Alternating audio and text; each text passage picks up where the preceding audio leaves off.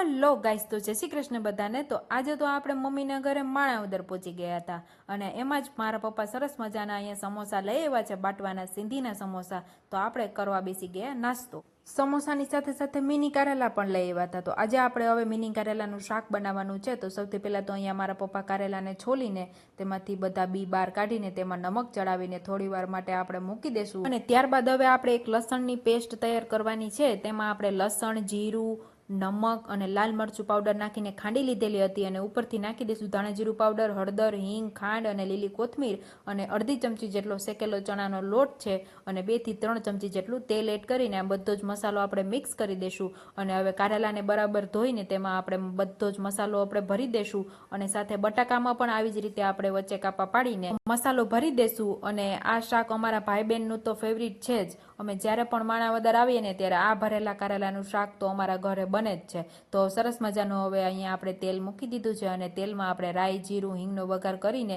ત્યારબાદ તેમાં બટાકા અને બધા જ ભરેલા કારેલા એડ કરી દઈશું અને થોડી વાર માટે આપણે તેને તેલમાં સાંતળી લેશું અને ઉપરથી નાખી દઈશું હવે આપણે 1 થી 2 નંગ જેટલા ટામેટા લઈ લીધા છે તેને પણ નાખી દઈશું અને થોડું એવું લાલ મરચું પાવડર નાખી દઈશું અને ફરીથી બધું જ બરાબર મિક્સ કરી દઈશું અને હવે આપણે તેમાં 1 કપ જેટલું પાણી એડ કરીને તેને ફરીથી મિક્સ કરી દઈશું અને હવે આપણે કુકરનું ઢાંકણ ઢાંકી દઈશું અને ત્યારબાદ તેમાં આપણે કુકરની 3 વિસલ વગાડી લેશું એટલે આપણું ભરેલા કારેલાનું શાક થઈ જશે તૈયાર।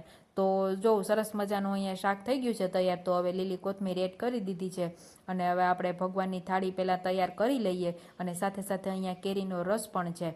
તો આજે તો જમવામાં આવી જવાની છે મોજ અને આજે દાબો જ મારવાનો છે કેમ કે મમ્મીના હાથની રસોઈમાં કાંઈ ન ઘટતું હોય। તો સરસ મજાને અહીંયા ફુલકા રોટલી થઈ ગઈ છે તૈયાર ઘી લગાવીને। અમે બધા બેસી જઈએ જમવા અને તમને મારો આ વ્લોગ કેવો લાગ્યો ને તે કમેન્ટ કરીને જરૂરથી જણાવજો અને મારા ચેનલને ફોલો કરતા રહેજો।